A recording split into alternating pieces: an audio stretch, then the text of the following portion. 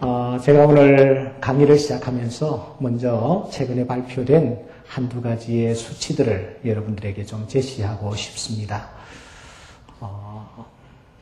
기독교의 현재 상황을 진단하기 위해서 현재 신앙을 가지지 아니한 비기독교인들, 그 사람들을 향하여 이런 질문을 던져드렸습니다. 당신이 과거에 어떤 종교를 가진 적이 있습니까? 그렇게 질문을 던져드렸어요. 그러니까 이런 해답이 나왔습니다. 개신교를 가졌다 하는 사람이 무려 56%가 됐어요. 56%요. 그리고 불교를 가졌다 하는 사람들이 19.8%였어요. 그리고 캐톨릭을 과거에 가졌다 하는 사람이 18%가 되었어요. 우리가 여기에서 중요한 사실 하나를 발견합니다. 예수를 현재 믿지 않는 사람들 가운데서 과거에 예수를 믿다가 그리고 낙심한 사람들의 프로테지가 제일 높다는 거예요. 그래서 이들을 대상으로 이런 질문을 또 던졌습니다. 당신이 만일 종교를 갖게 된다면 앞으로 어떤 종교를 갖고 싶습니까? 이런 질문을 던졌더니 글쎄 불교를 내가 가지겠습니다. 이렇게 하는 사람이 40.3%예요. 두 번째가 캐톨릭을 가지겠다. 천주교를 가겠다 하는 사람이 37.4%예요. 세 번째, 내가 개신교, 기독교 신앙을 가지겠다. 이렇게 말하는 사람이 22.3%예요. 믿지 않는 사람들이 어느 종교를 지금 현재 선호하고 있는지 알 수가 있습니다. 그래서 이 사람들에게 또 질문을 던져드렸습니다. 그러면 선생님이 지금 삶을 영위하는 과정에서 여러 가지 어려운 일을 만나는데 그때에 도대체 어디에 가서 당신은 도움을 청하겠습니까? 라는 질문을 던졌어요. 그러니까 이런 대답이 나왔습니다. 나는 시민단체에 가서 도움을 구하겠소 하는 사람이 12.6%. 내가 사찰, 불교에 가서 내가 도움을 청하겠다 하는 사람이 10.8%. 정부기관에 내가 도움을 청하겠다 하는 사람이 10%. 기독교에, 즉 교회에 가서 내가 도움을 청하겠다라고 하는 사람이 7% 나왔습니다. 기독교가 제일 꼴찌예요. 우리는 이 세 가지 설문조사에서 몇 가지 중요한 사실을 발견합니다. 오늘날 기독교가 매력을 잃고 있다는 거예요. 영향력을 상실하고 있다는 거예요. 사회에서 교회가 왜 존재해야 하느냐 하는 데 대한 메시지를 교회가 지금 던져주지 못하고 있다 하는 사실을 우리가 발견을 합니다. 교회가 영광을 잃어버리고 있습니다. 교회의 영광이 추락될 대로 지금 추락되고 있는 그런 상황 속에 있습니다. 이러한 시대에 과연 어떤 사람을 하나님께서 원하고 계시며 어떤 사람을 하나님께서 쓰시기를 원하실까? 그런데 여러분 성경을 우리가 자세히 들여다보면은 오늘 우리 교회가 안고 있는 이 문제가 오늘 우리만의 문제가 아니었다라는 거예요. 시대를 거듭해오면서 교회는 그때마다 문제가 있었어요. 그리고 그 문제를 지혜롭게 잘 풀어갈 때에 위기 뒤에 영광을 다시 맛보며 교회의 영광을 회복하는 이런 놀라운 일들이 일어났던 것을 우리가 발견을 합니다. 이런 측면에서 오늘 우리가 사도행전 6장에 나타난 사건을 가지고 한번 여러분들과 함께 생각을 해보고 싶습니다. 여러분 사도행전 6장을 같이 한번 열어보시겠습니까? 여러분 1절 말씀 같이 한번 읽으면서 초대교회조차도 이런 문제를 안고 고민하고 있었구나 하는 사실을 먼저 찾아야 될 것 같습니다. 우리 6장 1절 같이 한번 읽겠습니다. 그때에 제자가 더 많아졌는데 헬라파 유대인들이 자기의 과부들이 그 매일 구제에 빠짐으로 히브리파 사람을 원망한대 라고 말하고 있습니다. 자, 여러분 이 본문을 한번 자세히 보자고요. 여기에 세 종류의 사람이 등장하고 있죠. 첫째, 오늘 좀 여러분들이 말씀을 잘 해주셔야 됩니다. 첫째 뭐요? 제자가 있어요. 두 번째요? 그렇죠. 헬라파 유대인. 세 번째로는요? 히브리파 사람. 이렇게 세 종류의 사람이 오늘 본문에 등장하는 것을 발견합니다. 자, 이 사람들은 도대체 누구일까요? 먼저 여기에 제자가 등장하는데 이 사람들은 예수 믿는 사람일까요? 아닐까요? 이 사람들은 고민할 필요도 없이 예수 믿는 사람이에요. 예수 믿는 사람. 그러면은 여기에 헬라파 유대인, 히브리파 사람들, 이 사람들은 여러분 예수 믿는 사람들이었을까요? 아니면은 예수를 아직 알지 못하는 사람들이었을까요? 예수를 믿는 사람이라고 우리가 생각을 할 수가 있습니다. 그렇습니다. 이 본문에 나타나는 이 헬라파 유대인들 그리고 히브리파 사람들이 예수 믿는 사람들이다라고 우리가 생각할 수 있습니다. 그래서 본문을 제자가 많아졌는데 그 중에 헬라파 유대인들도 있었고 그 다음에 뭐요? 히브리파 사람들도 있었다. 우리가 그렇게 본문을 이해하면 될 것 같습니다.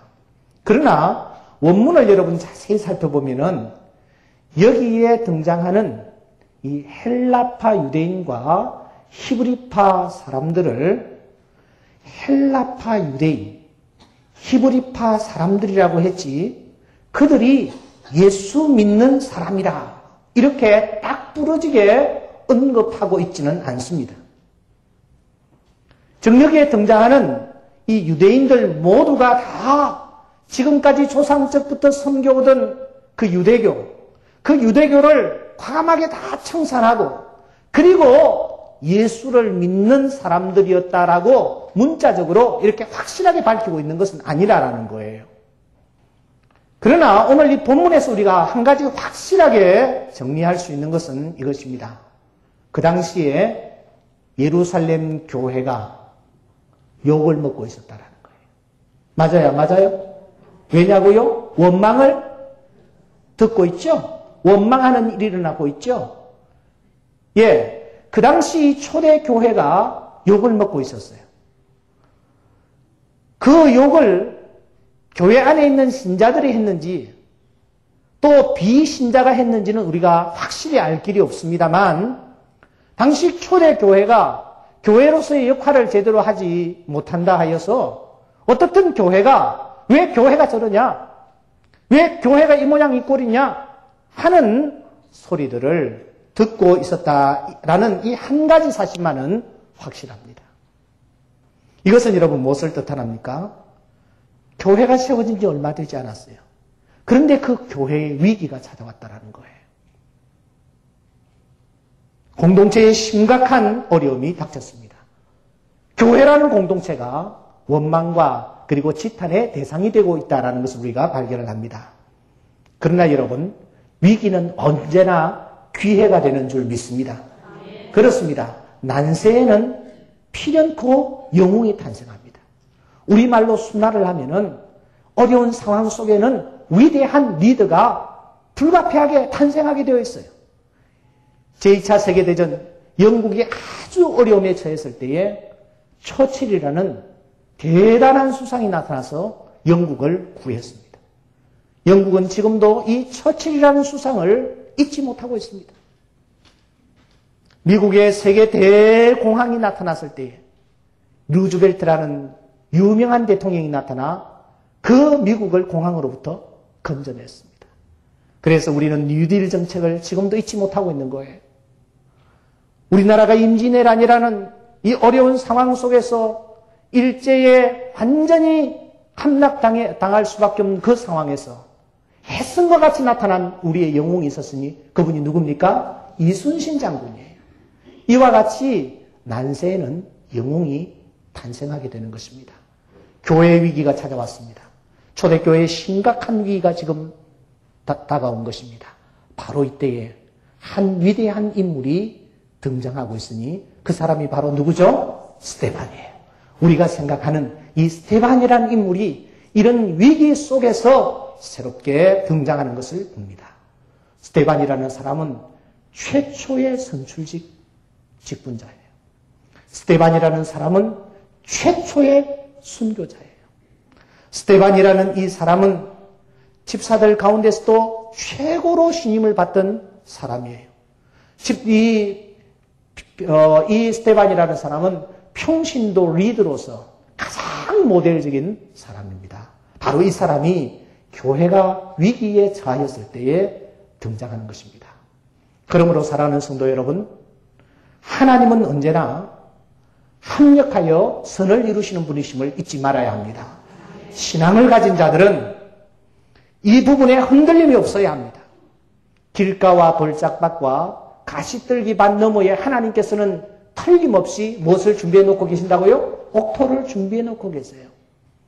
그 하나님을 신뢰하면서 한 걸음 또 한 걸음 나아갈 때에 하나님을 믿는 하나님의 자녀들은 옥토에 드디어 이르게 되어지고 그곳에서 하나님이 예비해 놓으신 30배, 60배, 100배의 놀라운 결실을 맛보는 이런 은혜와 축복을 우리가 받게 되어질 줄 믿습니다. 그러므로 성도에게 있어서 고난과 또 시련은 축복, 예고, 통지서예요. 따라해 봅시다. 축복, 예고, 통지서. 아멘입니까? 시련과 어려움이 닥치는 것은 마치 젊은이들에게 이제 군대 오느라 하고 영장이 발부되는 것과 같이 하나님이 무엇을 주시겠다? 축복해 주시겠다 하는 것을 우리에게 미리 보여주시는 거예요. 그러므로 시련 앞에서 하나님을 믿는 하나님의 자녀들은 언제나 기대하는 마음으로 바라보아야 합니다. 예루살렘에 그 시련과 어려움이 없었다면 스데반과 같은 위대한 인물이 탄생하지 아니했을 것입니다. 스데반이 순교하고 시련을 당하지 아니했다면 사도 바울이라는 훌륭한 인물이 결코 탄생할 수 없었을 것입니다. 이와 같이 시련과 어려움이 우리에게 닥칠 때마다 하나님은 말씀하시지 아니하시만 잠잠하고 조금만 더 기다리라. 내가 너를 위하여 놀라운 은혜와 축복을 예비해 놓고 있노라. 하나님께서 그렇게 우리에게 말씀하신다는 사실을 잊지 말아야 합니다. 그러면 더 구체적으로 우리가 지금 생각하려고 하고 있는 이 스데반이라는 사람이 어떤 과정을 거쳐서 이 훌륭한 리더가 탄생하게 되는지 우리가 한번 자세히 살펴보도록 하겠습니다. 초대교회가 위기에 봉착했습니다. 교회를 향하여 원망하는 일이 일어났습니다. 서로를 향하여 삿대질하는 일도 일어났습니다. 사도들의 지도력이 심각한 어려움을 겪고 있습니다. 그들의 신뢰까지도 지금 추락되고 있는 상황이 초대교회에 벌어지고 있습니다. 여러분, 그런데 언제 이런 바람직스럽지 못한 일이 일어났다고 밝히고 있습니까? 우리 다시 한번 1절을 읽어보겠습니다. 그때에 뭐요? 제자가 더 많아졌는데 라고 말하고 있습니다. 여기에 우리가 주목해야 할 단어는 제자라는 단어입니다. 헬라어로 마테테스라고 합니다. 마테테스라는 이 제자라는 용어는 대단히 성경에서 중요하게 다루어야 할 단어 중에 하나입니다. 성경을 자세히 보시면은 마태와 마가는 이 마테테스라는 이 단어를 예수님의 12 제자에게만 사용합니다. 다른 사람들에게 이 마테테스라는 이 제자라는 말을 쓰지 않습니다. 물론 마태복음 28장에 조금 특이하게 한두 군데 쓰이는 곳이 있습니다만은 대부분의 경우 마태와 마가는 12 제자에게만 제자라는 용어를 붙이는 거예요.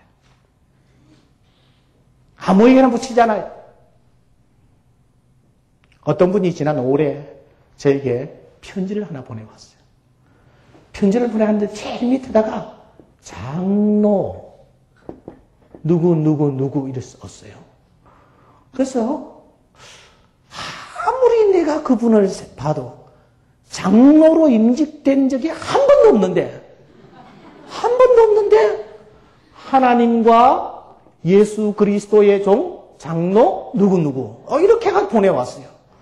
그래서 내가 그분 좀 개인적으로 가서 한번 만나보려고 생각하고 있습니다. 여러분 아무에게라도 장로를 붙이면 됩니까? 되지 않습니까? 안 되죠. 마찬가지예요. 제자라는 용어를 아무에게나 붙일 수는 없는 거예요. 그래서 마태와 마가는 예수님의 12제자에게만 제자, 마데데스라는 용어를 쓰고 있어요. 요한이라는 사람도 역시 12제자에게만 이 마데데스라는 단어를 쓰고 있어요. 그런데 사도행전을 기록한 사람이 누구죠? 누가 기록했죠? 누가 기록했죠? 예, 이 누가라는 사람은 예수님의 12제자를 물론 12제자라고 이렇게 제자라는 용어를 붙여요. 그런데 이 누가라는 사람은 좀 광의적으로 이 단어를 쓰고 있어요. 더 쉽게 말씀드리면은 이 누가가 예수님의 12제자뿐만 아니라 다른 사람들도 제자라 그렇게 불렀다라는 거예요. 그렇다고 해서 이 누가라는 이 사람이 어중이 떠중이 아무에게나 제자다 이렇게 이 호칭을 붙이지는 아니했다라는 거예요. 그러면은 처음 예수 믿는 사람들, 이 사람들에게는 어떤 용어를 이 누가가 사용하고 있는가? 여러분들과 함께 성경을 좀 찾아보십시다. 자, 제가 여러분들에게 성경을 제시하겠습니다. 사도행전 2장 47절을 한번 열어보시면은 사도행전 2장 47절에 보시면은 마지막 부분에 예수 처음 믿는 사람을 무엇이라고 누가가 말하고 있습니까? 구원받는 사람이라 그렇게 말하고 있습니다. 구원받는 사람, 이 사람들은 예수 믿는 사람일까요? 아닐까요? 네, 믿는 사람이에요. 그런데 이 누가는 이 예수 믿는 이 사람들을 제자라고 부르지 않고 뭐라고요? 구원받는 사람이다. 그렇게 말하고 있어요. 자, 4장 4절을 한번 열어보시겠습니다. 4장 4절에 보시면은 말씀을 들은 사람 중에 그 다음에 믿는 자 이렇게 말하고 있어요. 믿는 자가 많아졌다. 그렇게 표현하고 있다라는 거예요. 여러분, 그 다음에 4장 33절에 한번 보시면은 이렇게 성경 기록하고 있습니다. 사도들이 큰 권능으로 주 예수의 부활을 증거하니 그 다음에 무슨 말이에요? 무리가 이렇게 무리라고 말하고 있어요. 이 무리는 어떤 사람들이냐면은 예수 믿는 사람이에요. 예수 믿는 사람을 누가가 무엇이라고 말하고 있습니까? 무리라 그렇게 말하고 있다라는 거예요. 한 군데만 더 찾아보십시다. 사도행전 5장 14절입니다. 5장 14절. 그 다음에 무엇이라고 말합니까? 마지막 부분에 믿고 주께로 나아오는 자. 믿고 주께로 나아오는 자. 그렇게 말하고 있습니다. 자, 보세요. 누가가 예수 믿는 사람들을 향하여서 어떻게 그 사람들을 호칭하느냐 하면은 구원받는 사람. 또 믿는 자. 또 무리. 또 믿고 주께로 나아오는 자. 이렇게 부르고 있어요. 그러니까 이 누가가 제자라는 용어를 아무에게나 쓰지 아니했다라는 것을 우리가 알 수가 있습니다. 그런 누가가 같은 맥락으로 쓰는 이 사도행전 6장 1절 다시 한번 보시면은 무엇이라고 말하고 있습니까? 그때에 제자가 많아졌는데 이렇게 말하고 있습니다. 자, 여기 보십시오. 지금 이 맥락이 똑같은 맥락이에요. 그렇죠? 많아졌다. 구원받는 사람들이 많아졌다. 그런 분위기로 좀 이어지는데 6장 1절에 와서 이 누가가 무슨 용어를 쓰고 있습니까?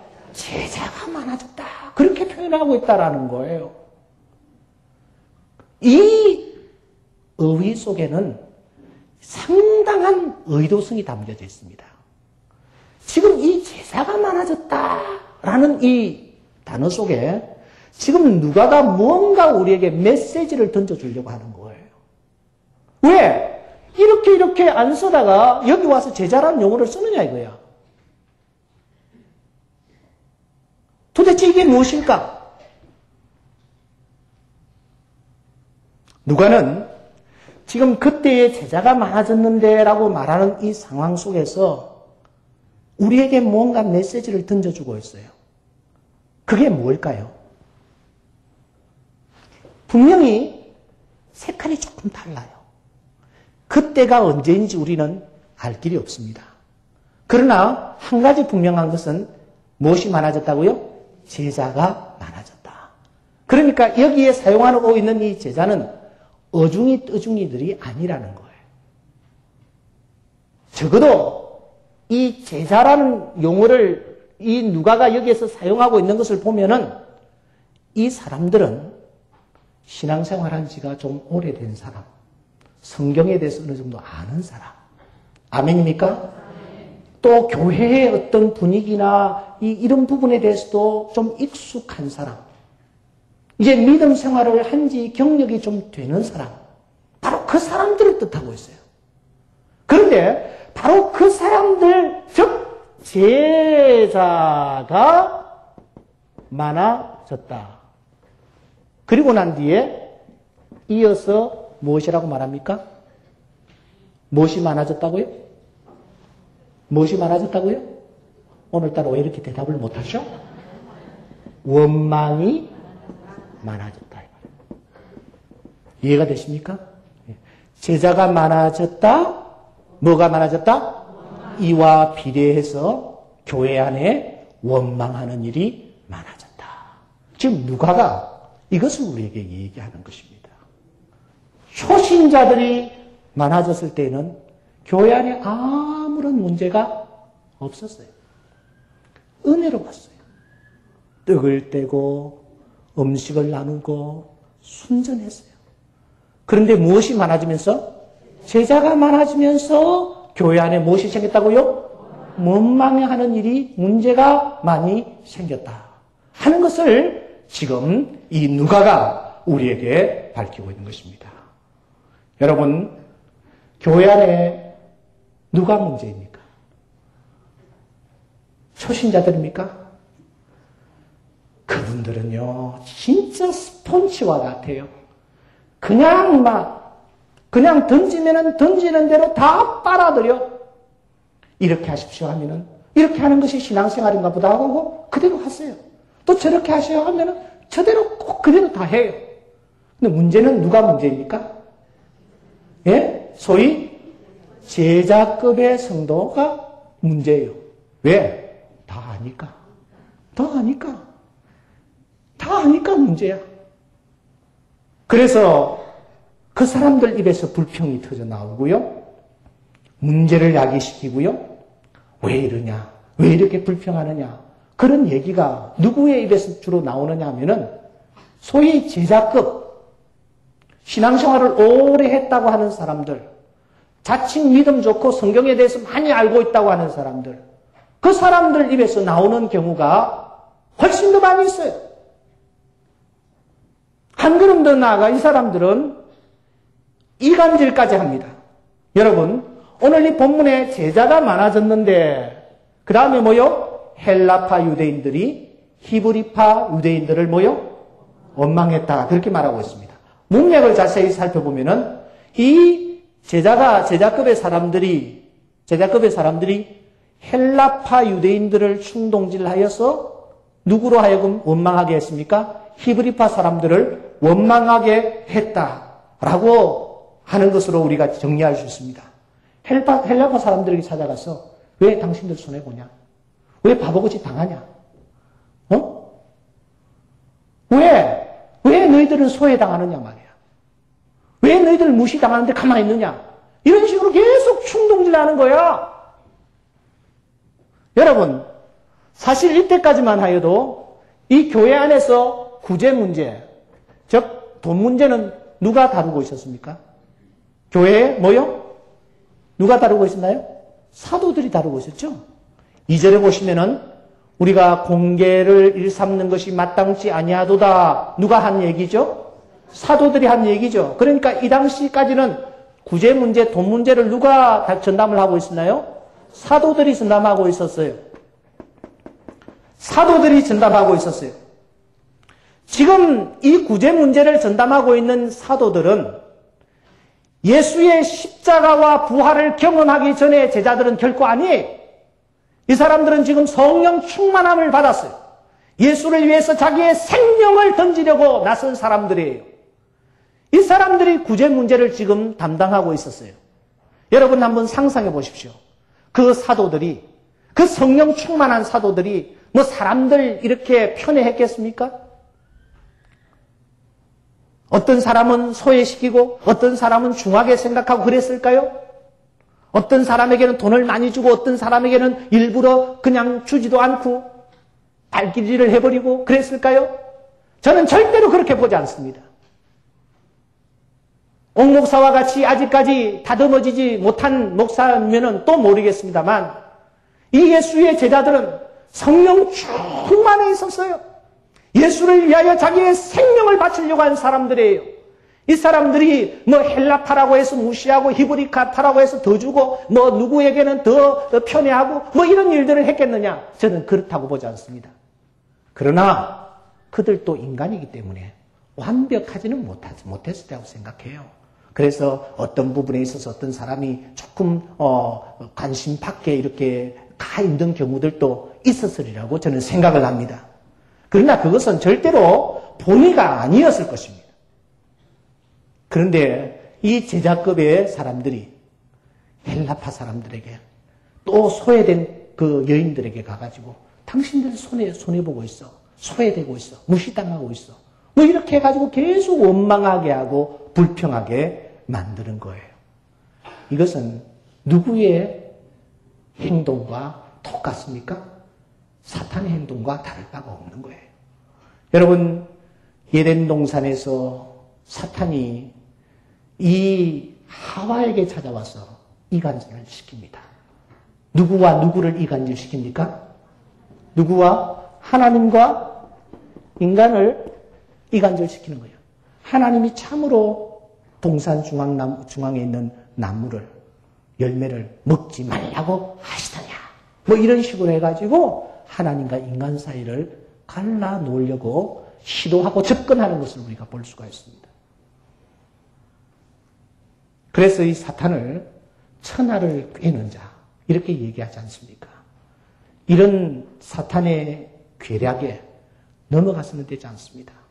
여러분, 사실 진정한 평신도 지도자라면, 진정한 그리스도의 제자라면 이럴 때 어떻게 해야 합니까?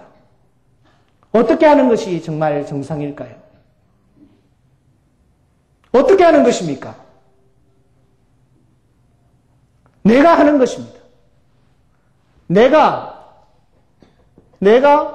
소외된 헬라파 그 과부들을 내가 돌보는 거예요. 왜? 내가 평신도 지도자이기 때문에. 내가 리더이기 때문에. 내가 돌보는 거예요. 사도행전을 자세히 살펴보면은 초대교회 성도들이 어떻게 했나요? 한 자리에 모여서 떡을 떼고 음식을 나누고 재산을 서로 나누는 이런 아름다운 일들이 일어났어요. 그런데 여러분 성경을 자세히 한번 보십시오. 사도행전 2장에 보시면은 믿는 사람이, 사도행전 2장 44절입니다. 믿는 사람이라고 말하고 있습니다. 2장 44절 뭐요? 믿는 사람이라고 말하고 있습니다. 자, 저를 보세요. 여기에 중요한 포인트는 이것입니다. 초대교회에 이렇게 아름다운 일들이 났는데 이 일들을 누가 했느냐는 거예요. 교회가 했느냐? 그게 아니라는 거예요.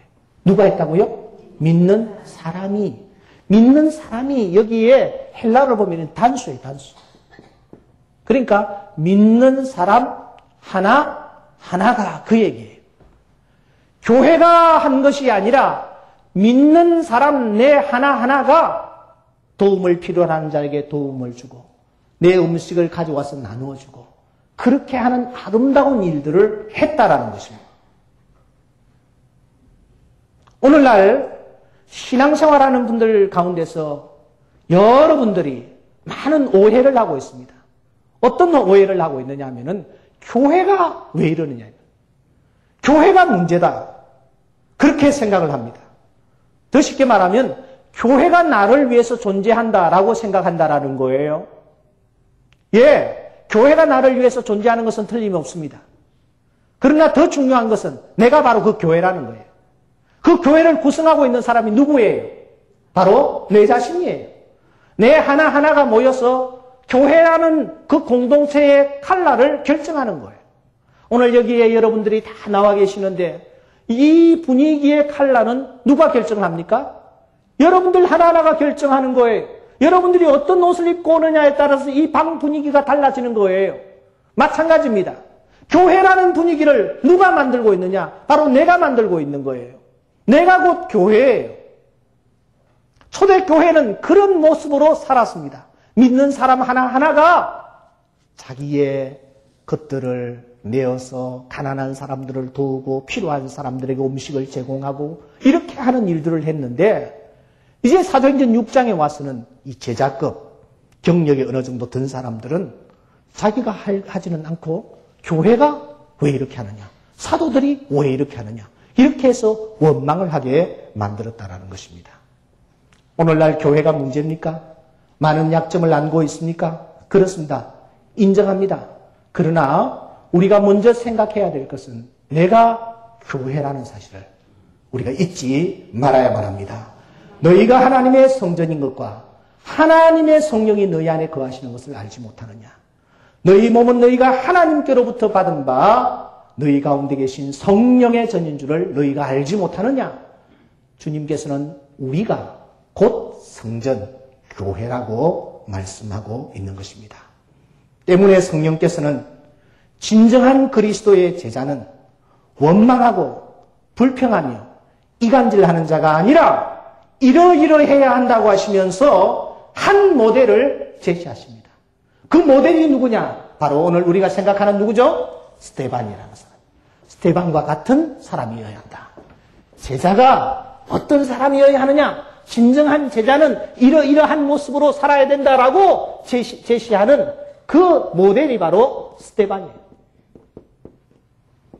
스데반, 진정한 제자의 하나의 모델입니다. 어떠해야 합니까? 여러분, 우리 3절을 한번 읽으면서 어떤 모델이어야 하는가 하는 부분을 우리가 정리를 좀 해야 될 것 같습니다. 우리 3절 크게 한번 읽겠습니다. 시작. 칭찬 듣는 사람 7을 택하라. 우리가 이 일을 저희에게 맡기고. 여러분 여기에서 눈을 떼지 마시고 형제들아라는 말을 놓치지 마셔야 됩니다. 헬라어로 아델포스입니다. 아델포이. 아델포이. 형제들아. 그렇게 말하고 있습니다. 이 말 속에서 담겨져 있는 뜻이 무엇입니까? 진정한 그리스도의 제자는 주적을 분명히 해야 된다는 거예요. 누구와 싸워야 할 것이냐 하는 것을 분명히 알고 신앙생활을 해야 된다는 거예요. 지금 헬라파 유대인들과 히브리파 유대인들이 서로 막 원망하면서 서로 싸우고 있어요. 싸워야 할 대상입니까? 사랑해야 할 형제입니까? 사랑해야 할 형제들이 서로 싸우고 있는 거예요. 그래서 이 바울 사도들은 그들에게 너희들은 싸워야 할 대상이 아니라 뭐라고요? 서로 간에 사랑하고 아끼고 용서해주고 안아야 할 무엇이라고요? 형제들이다라는 것을 지금 얘기하고 있는 거예요. 오늘 하나님을 믿는 하나님의 자녀들이 추적 개념이 분명해야만 합니다. 이 참여정부가 들었으면서 추적 개념을 완전히 삭제를 해버렸습니다. 그러니까 군에서 지금 근무는 하는데 누구와 싸워야 될지를 젊은이들이 몰라요. 일어나는 것이 무엇입니까? 총기 사고예요. 아군이 아군을 향해야 총뿌리를 겨누는 거야. 이유는 추적 개념이 없기 때문입니다. 우리는 영적 전투의 부름을 받은 하나님의 군사들입니다. 우리들이 이 추적 개념이 분명해야 합니다. 싸워야 할 대상이 누군지를 알고 싸워야 합니다. 여러분들 신앙생활 하면서 매일매일 생각하는 것이 무엇입니까? 여러분들의 싸워야 할 대상을 누구라고 생각하며 하루하루 살아가고 있습니까? 적어도 하나님께서 내 곁에 두신 바로 옆에 있는 분들은 싸워야 할 대상이 아니죠. 곁에 있는 분 얼굴을 한번 바라보시면서 이렇게 인사를 한번 했으면 좋겠습니다. 여러분 어떻게 인사하면 좋을까요? 사랑합니다. 그건 너무너무 재미없는 인사인 것 같아요. 이렇게 인사를 합시다. 내 안에 당신이 있어.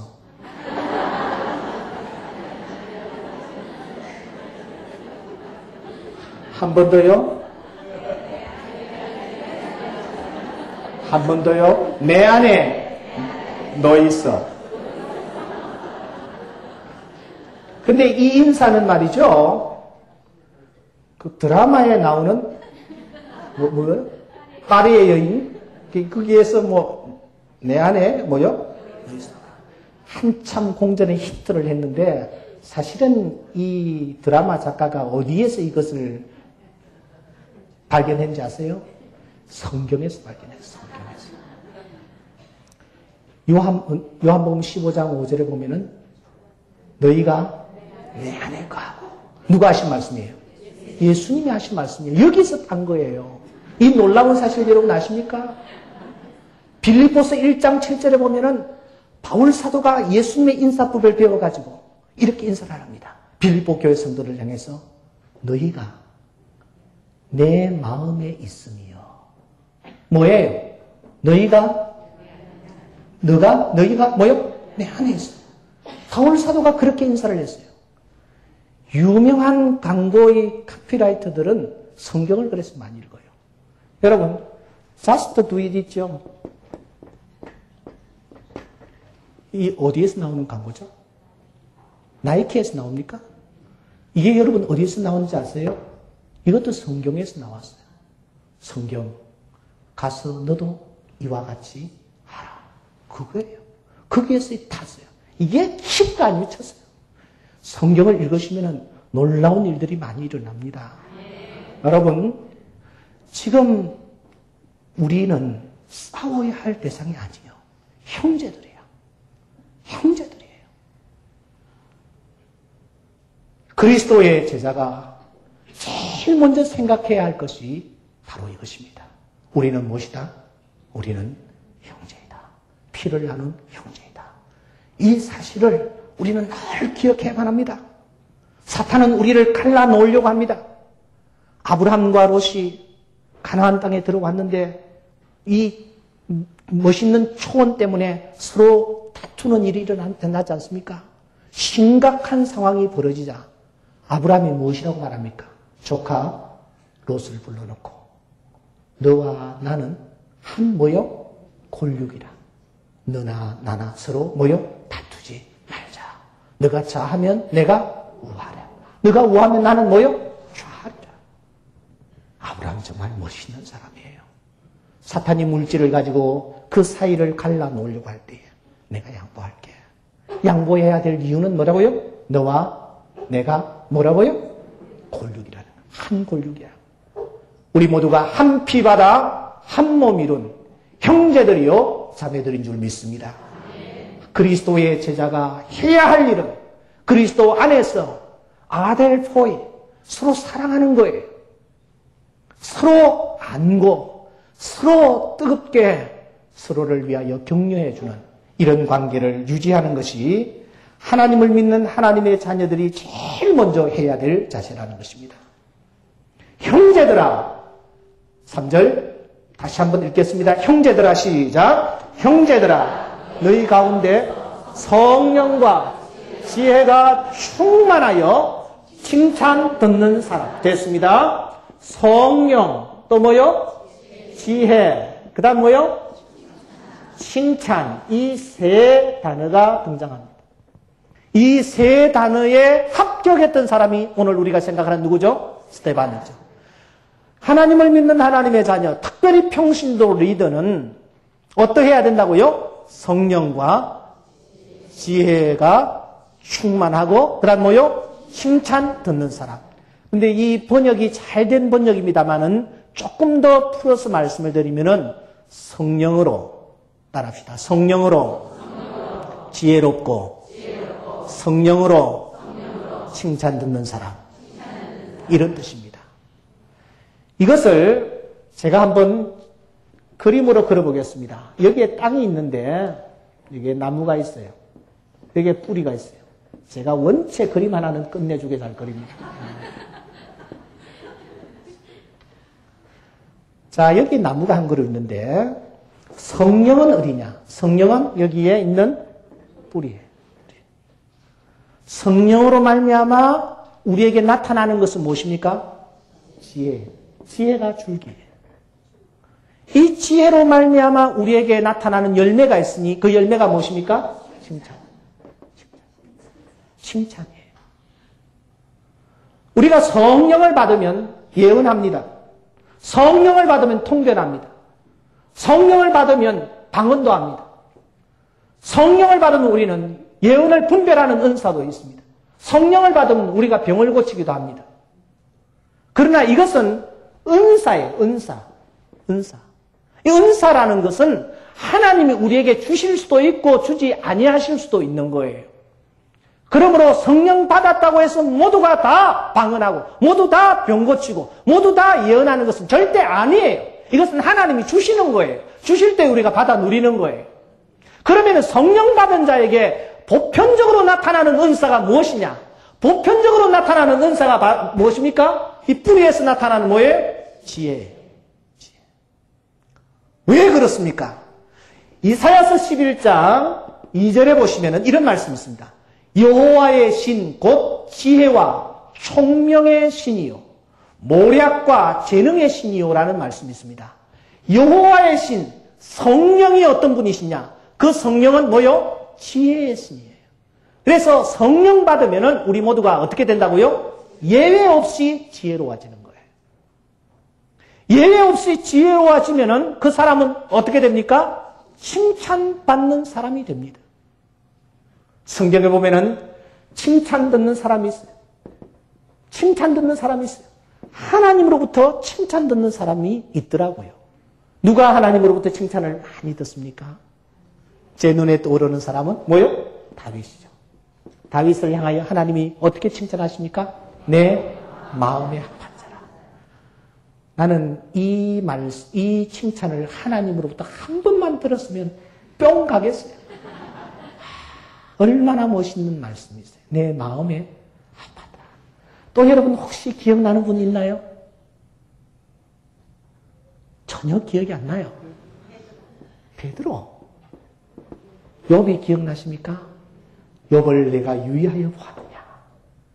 이 세상에 욥과 같은 사람이 둘도 없다. 누가 하신 말씀이에요? 하나님이 그렇게 칭찬하셨어요. 여러분 하나님으로부터 예수님으로부터 또 칭찬받았던 사람 수로보니게 여인 기억나십니까? 이 여인이 주여 개들도 주인의 상에서 떨어지는 부스러기를 먹습니다. 그 말에 예수님께서 무엇이라고 칭찬하십니까? 이스라엘 중에 이만한 여인을 내가 본 적이 없다. 그러시면서 예수님께서 칭찬을 하고 계세요. 이렇게 하나님으로부터 칭찬받는 것 중요합니다. 이에 못지않게 우리가 사람으로부터도 칭찬을 받아야 돼요. 사람으로부터. 여러분 사람으로부터 칭찬받는 사람 혹시 스데반 말고 기억나는 사람 있습니까?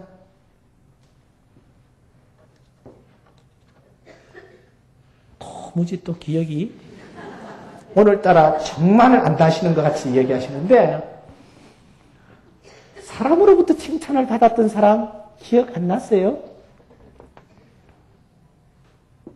고넬료라는 사람 기억나십니까? 이제 고개를 끄덕끄덕 하시는군요. 감사합니다. 여러분이 까떡이라도 해주셔야 성경을 아는구나 제가 그렇게 이해를 하겠습니다. 고넬료라는 사람은 사람들에게 칭찬을 듣는 사람들. 칭찬을 듣는 사람. 사랑하는 자매 여러분, 사랑하는 성도 여러분, 스데반은 어떤 사람이었습니까? 그는 주적을 항상 분별하며 살았던 사람이에요. 신앙생활의 가장 기본은 내가 지금 누구와 싸워야 하는가? 누구와 싸워야 하는가? 이것을 분명히 해야 합니다. 여러분의 남편 싸워야 할 대상입니까? 예? 타도해야 할? 아니죠. 아니죠. 여러분의 아내가 정말 내가 타도해야 할 적입니까? 교회에 있는 성도들 그 중에 어떤 사람이 내가 처치하고 없애버려야 할 어떤 대상입니까? 우리가 추적을 분명히 하면서 신앙생활을 해야 돼요.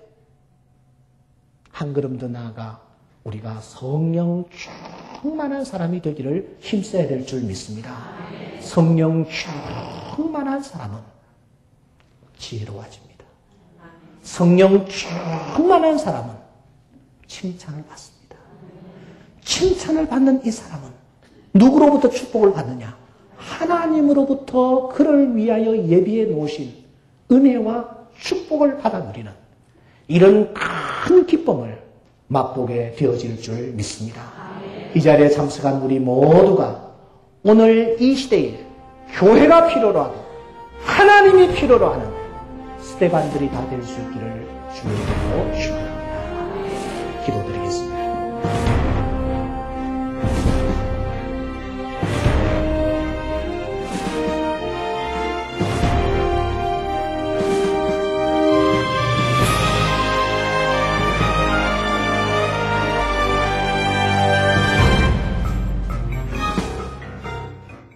하늘에 계신 눈 뜨고 여러분 주기도문 하면 잘 안 돼. 한번 해보십시오. 하늘에 계신 우리 아버지여 넘어가서 대개 나라와 권세와 영광이 아버지께 영원히 이사옵나이다.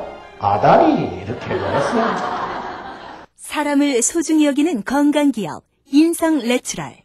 인성내추럴이 함께합니다. 정직과 성실한 믿음의 기업 동구제약, 동구제약이 함께합니다.